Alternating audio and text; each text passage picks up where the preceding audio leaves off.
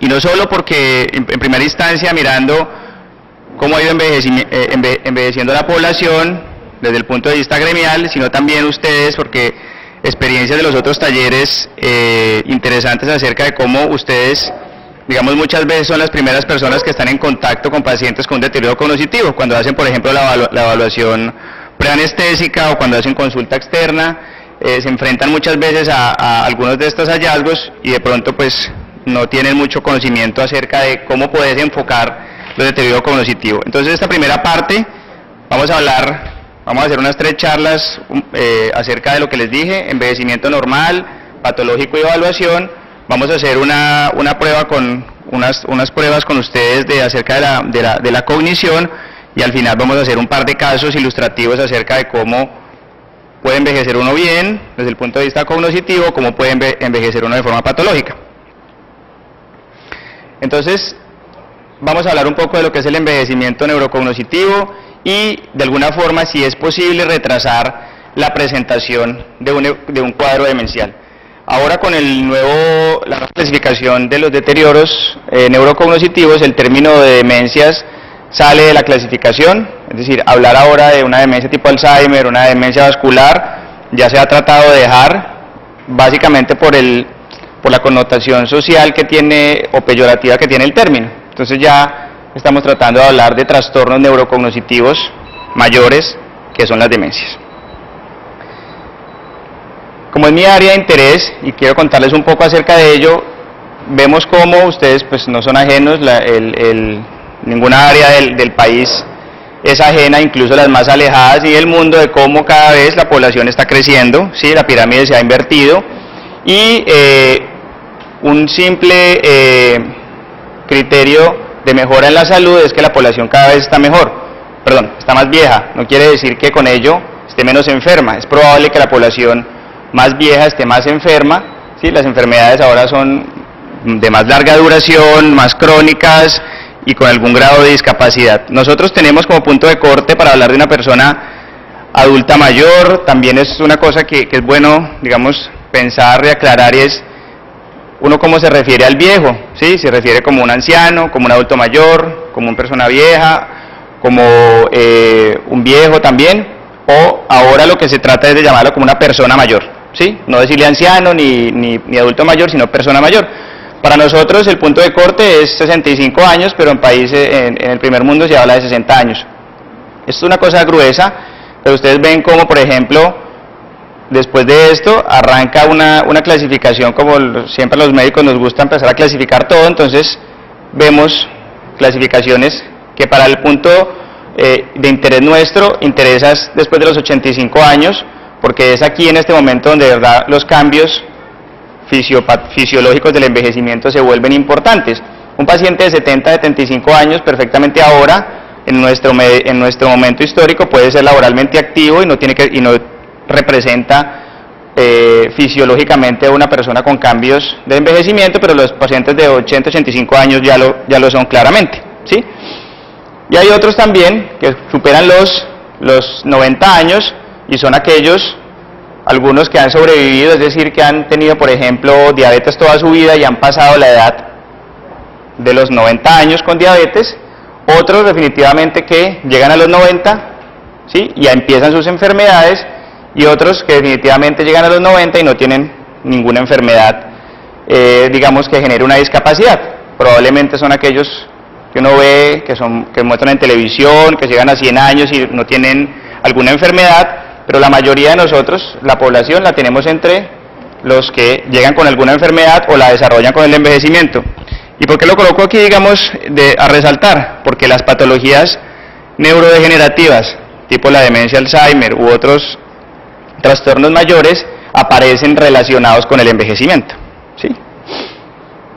Miren, por ejemplo, cómo en este momento en el que estamos, ¿sí? Mujeres y hombres, esperanza de vida al nacer, de las mujeres es siempre 6 años más, históricamente siempre ha sido un poco mayor las mujeres que los hombres, ¿sí? Y el promedio vemos aquí que la esperanza de vida está, digamos, entre los 75 años, pero cada vez va a ir subiendo, no tan, digamos, dramática como en en 1990, que hemos subido casi 6 años, la curva va a ir un poco creciendo, pero más plana, y probablemente vamos a tener una diferencia de 1 o menos de un año en las siguientes décadas.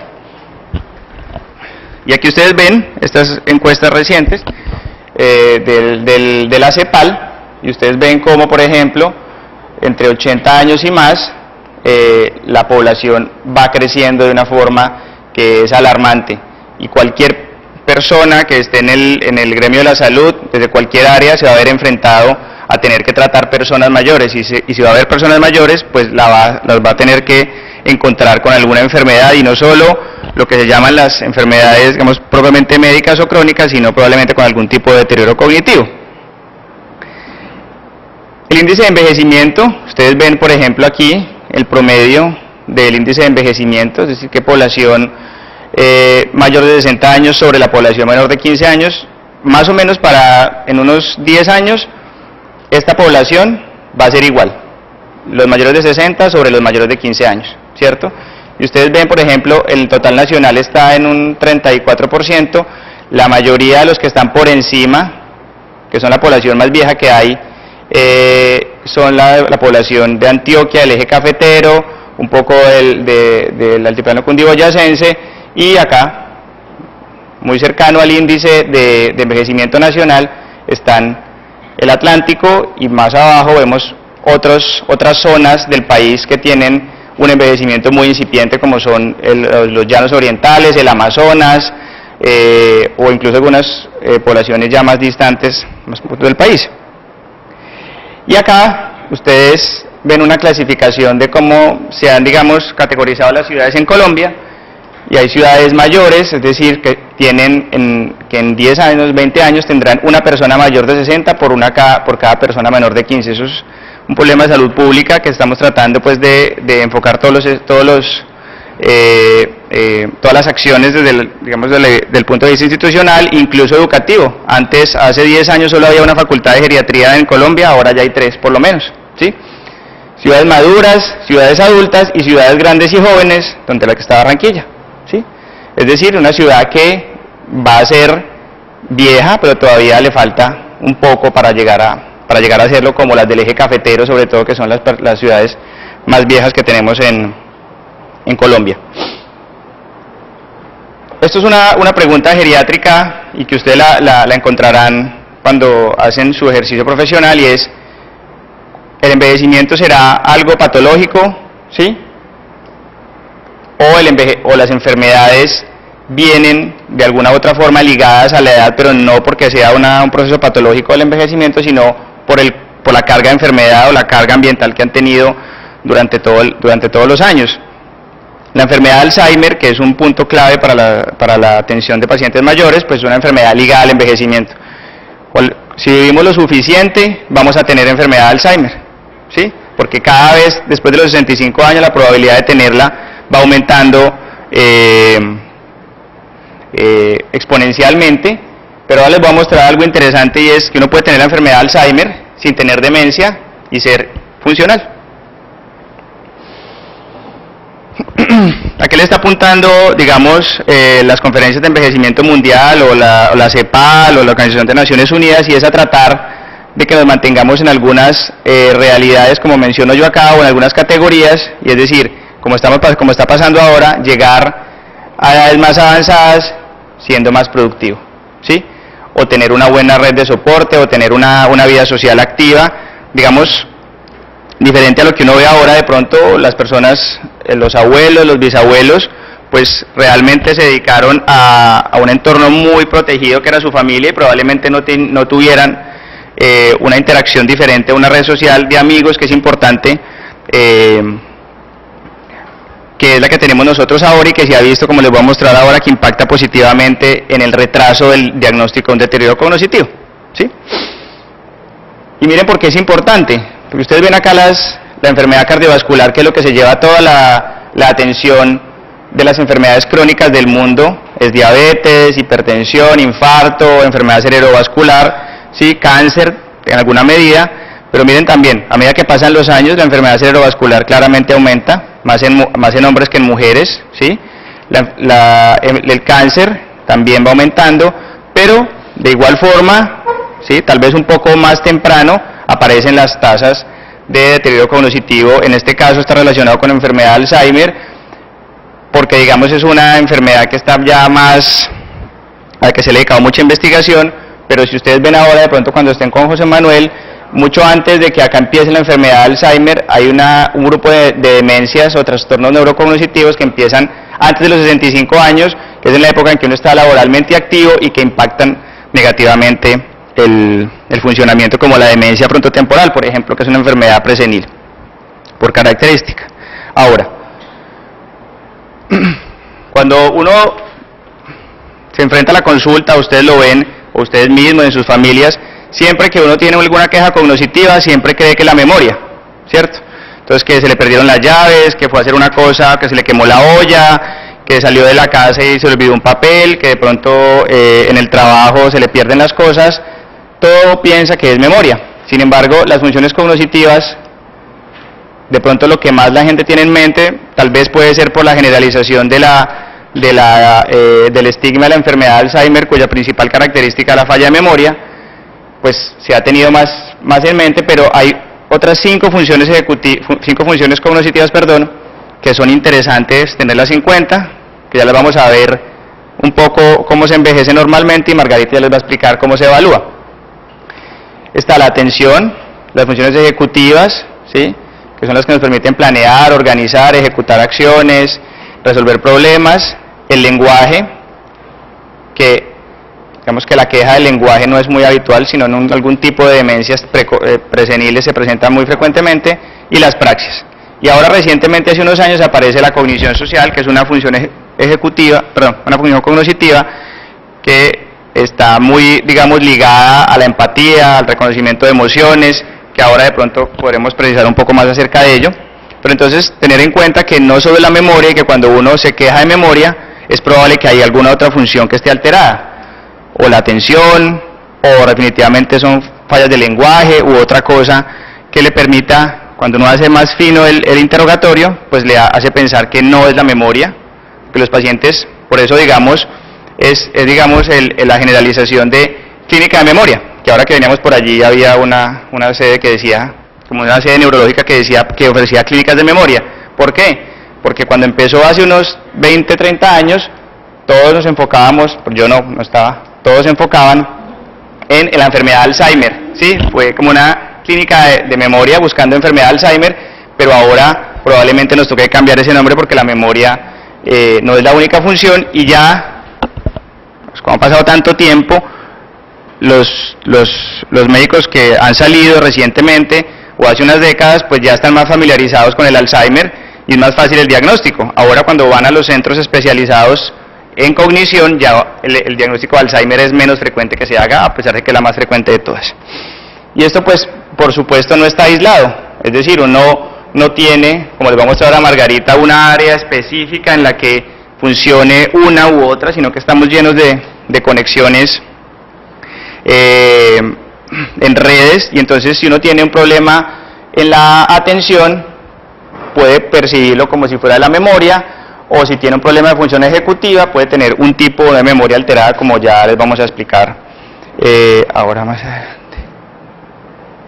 Bueno, ahora, ustedes ven acá las diferencias, ¿sí?, entre un cerebro sano y un cerebro de Alzheimer. Macroscópicamente la diferencia salta a la vista, y ustedes ven, por ejemplo, cómo en esta parte del lóbulo temporal, pues hay una gran atrofia, por lo menos la cisura de Silvio se ve muy marcada. Acá pues no hay tanta atrofia, y esto al fin y al cabo lo que uno ve cuando uno ve una imagen, que esta podría ser una clara imagen de una resonancia, ¿sí? Pero ¿qué pasa con el envejecimiento? Es claro que si hay una pérdida de volumen, una pérdida de neuronas con el envejecimiento, pero esto no trae o no condiciona que la persona que envejece tenga dificultades en su funcionamiento cotidiano, ¿sí? O sea que si a una persona de 80 años se le están olvidando las cosas, se le están quemando las ollas, se le olvidó cocinar, no es capaz de coger bus, sale y se pierde, eso no es normal. Eso no está condicionado por el envejecimiento, a pesar de que tengamos unos cambios que ya se los voy a mostrar. Por el contrario, un cerebro patológico, un cerebro de Alzheimer, pues nada, ustedes ven la diferencia: atrofia, pronunciamiento de cisuras, ausencia de hipocampos, ¿sí? Y ya si uno se va a la parte microscópica, pues encontrará el beta amiloide y todas las cosas, pues que no es el objetivo. Pero como les digo, entonces, uno envejece y envejece bien, no envejece con deterioro. Claramente, lo que uno sí puede ver en una persona vieja o una persona mayor, como les dije al principio, es que la persona es un poco más lenta, ¿sí? En su velocidad de procesamiento, en sus respuestas, en su capacidad de recuperar información, es un poco más lenta. Y si uno le da el suficiente tiempo, las suficientes ayudas, la persona mayor probablemente sea capaz de responder a todas las demandas del medio. Si uno empieza a hacer un interrogatorio, por eso las consultas de geriatría debería ser, independiente que sea de geriatría, se demoran en promedio 1 hora, hora y media, porque es que el paciente, si ustedes mientras lo llaman de la sala de espera que llegue al consultorio, pueden pasar 10 minutos en el mejor de los casos, ¿sí? Mientras viene, lo traen. Ahora, si uno empieza a preguntarle muy tajantemente, una entrevista muy estructurada, probablemente esto no funcione. Entonces, la velocidad de procesamiento, esa capacidad de respuesta rápida ante los estímulos, ante procesos cognitivos, sí disminuye.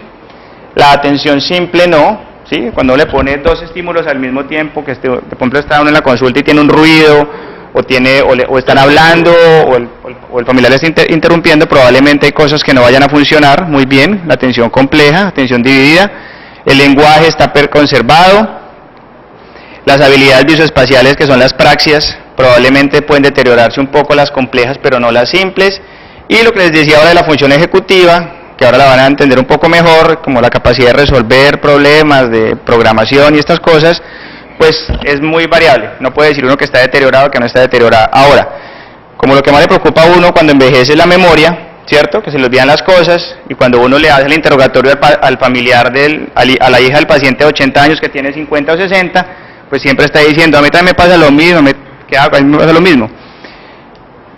Cuando uno evalúa la memoria, entonces, que esto es una cosa global, porque Margarita les va a explicar cuántos tipos de memoria hay, pues la forma más fácil, y que siempre le hemos dicho acá, y me perdonan los residentes, pero la memoria del viejo es como la memoria del residente. Todos hemos sido residentes y hemos tenido, cuando somos R1, pues dificultades en esto. ¿Qué pasa con la memoria del anciano? Necesita claves, ¿sí? Si uno le pregunta a una persona adulta mayor qué hizo ayer, o qué leyó ayer, o que se acuerde de algo, es probable que ella por sí misma se demore un poco en recordar, pero si no le da pistas o claves, se acuerda, ¿cierto? Eso le pasa al residente, siempre tiene que darle uno pistas y claves para que se acuerde, porque no lo sabe. La fuente de la información, ¿sí? Muchas veces saben qué pasó ayer, ¿no? en el mundo, ¿no? Que hubo un terremoto en Italia. ¿Dónde lo sacó? No sé, pero sabe, ¿sí? Lo sabe, lo guarda, ¿sí? Y así pasa con el residente. Uno siempre le pregunta: ¿te hizo tal cosa? Y dice: ¿dónde lo leyó? El residente nunca sabe dónde lo leyó, ¿sí? Y la memoria prospectiva, es decir, lo que va a hacer.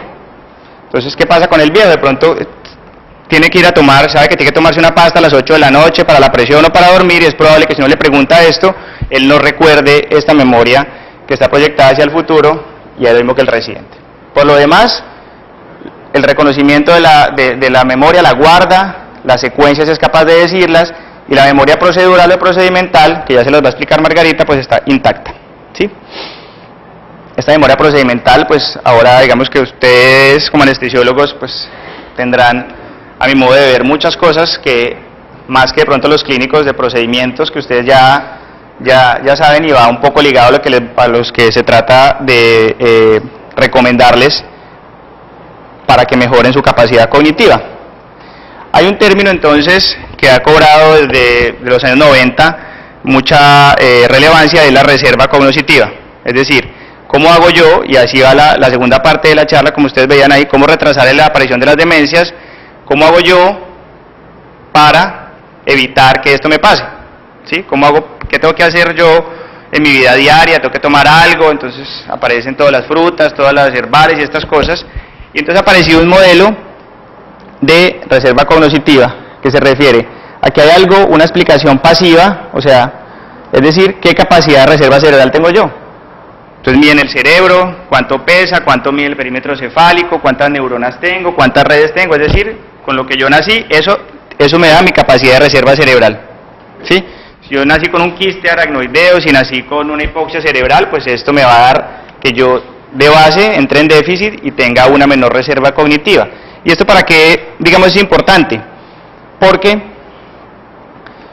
cuando uno tiene una menor reserva cognitiva, en esta parte estructural, pues cuando empiece a aparecer la patología, el cerebro es menos eficiente para responder ante este estímulo. Es decir, si una persona no tiene, nació con algún defecto por hipoxia perinatal, cuando empiece a los 70 años, aparece la patología de Alzheimer, ese cerebro no va a ser capaz de responder ante la patología del Alzheimer también y pronto va a darse uno cuenta que tiene demencia. Por esto es que las personas ahora vamos a hablar del otro, con un alto nivel intelectual es difícil uno encontrar diagnósticos tempranos. Entonces, si uno nace con alguna deficiencia estructural a nivel cerebral, pues va a ser más fácil y más rápido que entre en esta declinación por un deterioro cognitivo. Ahora, eso ya no lo podemos modificar, ¿sí? Porque ya estamos hechos ya con lo que venimos. Ahora, el modelo activo, que es el que nos interesa en esta primera parte y en este taller un poco de la sociedad, y es cómo hacer para que con eso que tengo yo, pues pueda retrasar un poco el diagnóstico. Y digo retrasar el diagnóstico porque si nos va a dar Alzheimer, ya no tenemos nada que hacer, nos va a dar, ¿sí? Pero el momento que sea clínicamente significativo va a ser más tarde. Entonces, hablamos de una reserva neural y de una compensación neural. Las personas que tienen un alto nivel educativo, que tienen una ocupación que le demanda esfuerzo cognoscitivo permanente y que tiene un buen soporte social, tiene unas buenas redes, pues lo que hace es que es capaz de responder ante las demandas del medio, en este caso de la anoxia, que es la enfermedad de Alzheimer, de una forma que puede generar respuestas a pesar de que la enfermedad esté ahí. ¿Sí me hago entender? Uno puede tener enfermedad de Alzheimer, puede tener depósitos de beta amiloide en su cerebro, pero que tiene una buena reserva, esto le ayuda a que las conexiones eviten esos daños y el paciente pueda seguir funcionando, o la persona pueda seguir funcionando sin que sean clínicamente notorio. Ahora, aparece la compensación neural, es decir, que si yo tengo esta reserva y tengo las redes, ¿sí? Tengo unas redes dañadas y no tengo una buena reserva, lo que hago es que creo vías diferentes para lograr salvar esas que están dañadas y lograr compensar ese daño, ¿sí? Y esto está demostrado. En este estudio, pues, solo me traje esta gráfica para mostrar estas dos cosas. En este estudio hicieron unos encefalogramas magnéticos y lo que querían mostrar era cómo calificaban a los pacientes de acuerdo a su nivel educativo y ocupacional para saber, cuando le hacían las pruebas, qué tan bien le iba a pesar de que tenían enfermedad. Y miren, por ejemplo, son 5 categorías que fácil de los que son analfabetas, primaria, secundaria,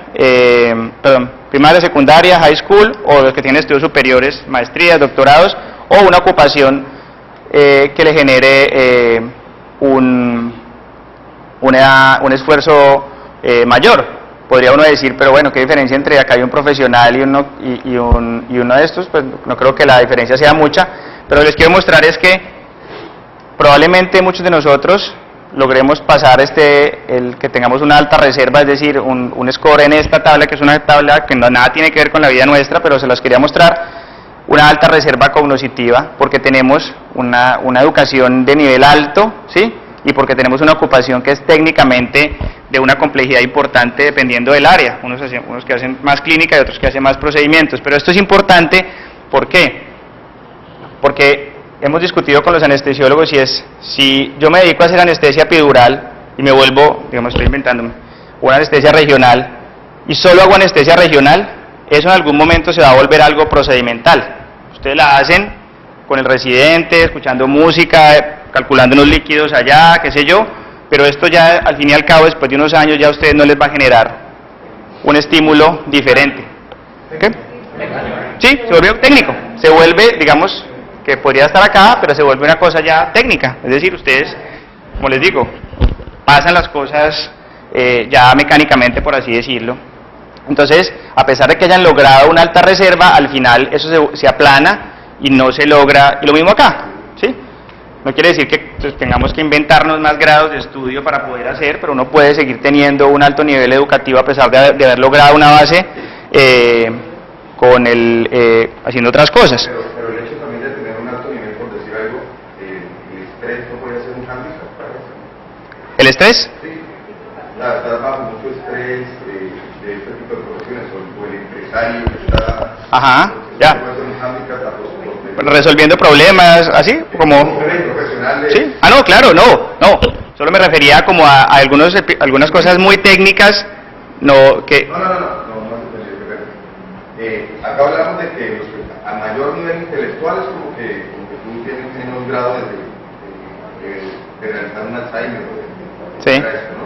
Pero también esto mismo no te genera más estrés, el hecho de que tú trabajes, pues esto puede ser... Ah, bueno, claro, obvio. Claro, no, eso sí tiene que ver como el entorno más que todo, ¿sí? En el entorno de estrés. Claro, eso sí, claro. Estos pacientes, los que tienen alto nivel intelectual versus los que tienen bajo nivel intelectual o bajo nivel educativo, porque no solo el IQ el que se mide acá, cuando se les hace el estímulo de una prueba, ¿sí?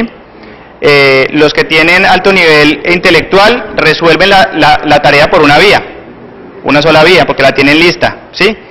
Los que tienen bajo nivel de reserva necesitan, con la patología presente, con el Alzheimer ahí, necesitan más vías y necesitan activar otras regiones que no estaban expeditas en esta vía, y es por eso que cuando uno les hacen las pruebas de imágenes, los que tienen la patología de Alzheimer y tienen baja reserva activan muchas regiones, y el que tiene alta reserva activa solo una porque la tiene fina, la tiene lista, ¿sí? Y es muy parecida entonces a la otra que les mostraba ahora, ¿sí? Que era reserva cerebral. Ahora esta es la capacidad de responder al entorno, ¿sí? Y aquellos que tienen una patología y que tienen baja reserva, pues no son capaces de responder tan expeditamente y con las vías adecuadas para evitar la patología. Es decir, si uno tiene una persona, puede ser un anestesiólogo con maestría, con un alto nivel educativo y esto, es posible que cuando empiece la patología del Alzheimer a tener su manifestación clínica, él con todas las estrategias cerebrales y cognitivas que tiene, uno se dé cuenta años después de cuando empezó. Mientras que una persona con bajo nivel, apenas tiene un daño de una lesión cerebral de Alzheimer, ahí empieza a manifestarse, ¿sí? Y hay una cosa que vuelvo un poco a los que les decía al inicio, y es no solo el nivel educativo que lo tenemos, no solo el nivel de ocupación, sino, esto es muy importante, y todos los estudios muestran que el ambiente, la red social, la red sobre todo de amigos, y esto siempre lo recalco, una persona vieja debe tener amigos, porque la familia, como está planteada ahora, son dos personas mayores que se quedan en la casa, ¿sí? Probablemente la familia mía, por ejemplo, mis papás están en un lado y mi hermano está en otro, y yo estoy en otro lado y no tengo ningún contacto físico con ellos, y es probable, a pesar de que son familias paisas nucleares, que la familia esté diferente, y para eso las personas que son los padres míos necesitan es una red social, no una red familiar, ¿sí? Y es probable que esta red social de los abuelos y bisabuelos pues sea nula, porque siempre fueron familias de 10, 8, 9 hijos en los que esta red de amigos no estuvo bien. Entonces esta va a ser más clara todavía. Paciente normal, un deterioro cognitivo leve, un Alzheimer leve y un Alzheimer severo.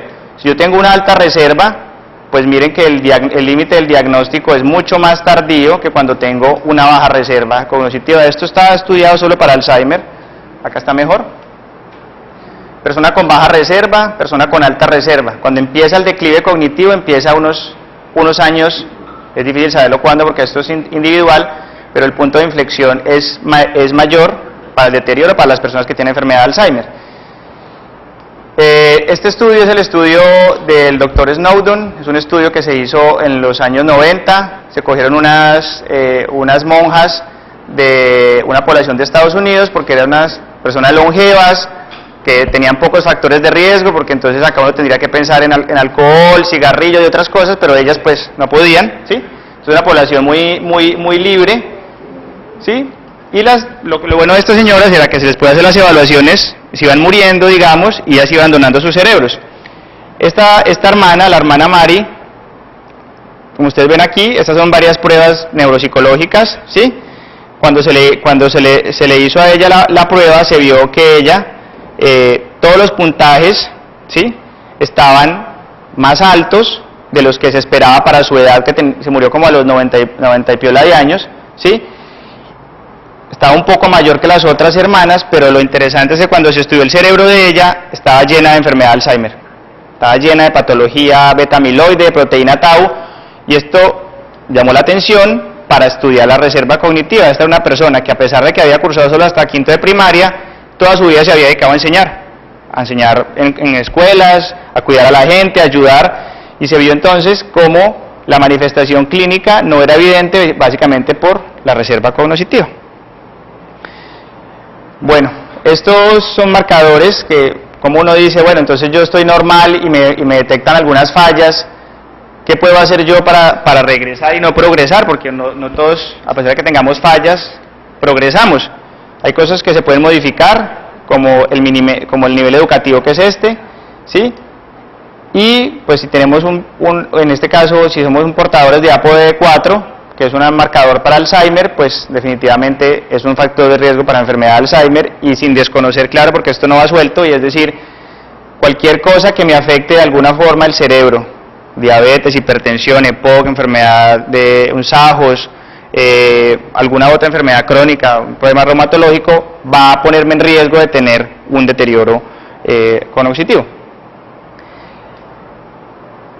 Entonces, hablamos un poco de el entrenamiento mental, que va relacionado con estimulación, con educación y con ocupación, pero no podemos dejar de lado el ejercicio físico. Ese fue un estudio que se hizo en ratas, y ustedes ven, por ejemplo, cómo antes, durante y después de ponerlas en un ejercicio físico, mental o ambos, miren ustedes cómo va cambiando, cómo va habiendo muerte neuronal en el que no entrena, en el que entrena físico puede haber, en el que entrena mental parece que hay menos, y en el que hace las dos pues no hay muerte.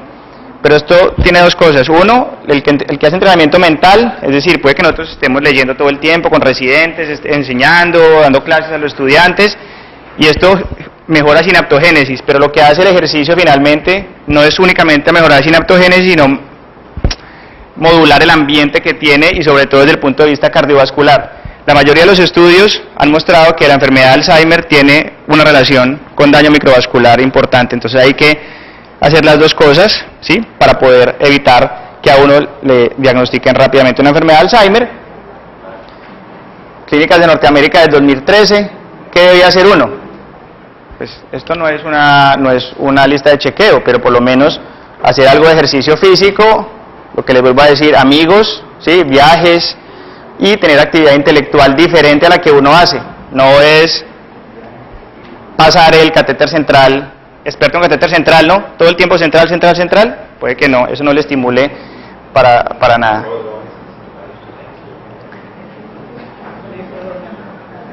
Esto que está aquí, ¿sí? Esto es viejito, que es del 2013, ni ginkgo biloba, ni vitaminas, nada. Eso por ahora no ha mostrado impacto en demencia. Estoy hablando en demencia, no en otras cosas, ¿sí? Ni terapia de reemplazo hormonal, ni estos medicamentos que son medicamentos que se utilizan para el Alzheimer, pero solo para evitar la pérdida de funcionalidad. Y esto simplemente se los traigo, y es porque esto es todo lo que se ha investigado con Alzheimer, fase 4, fase 1, fase 2, fase 3 y fase 4, ¿sí? Todos los estudios terminan en enfermedad cerebrovascular, ¿sí? Prazosina, carvedilol, DHA, que es los ácidos omega, y estatinas, ¿sí? Es decir, por ahora y en los próximos 10 años no vamos a tener nada que nos haga pensar que tenemos alguna posibilidad de retrasar la enfermedad de Alzheimer esporádica. Ya ustedes saben que en Antioquia hay un grupo para estudio de enfermedad de Alzheimer hereditaria. ¿Listo? Bueno, esta es la parte que les tenía como introductoria un poco de lo que es el deterioro. Ahora vamos a mirar una parte de la evaluación de las funciones cognitivas con la doctora Benito. Si tienen alguna pregunta las hacemos, o las hacemos al final, como ustedes quieran.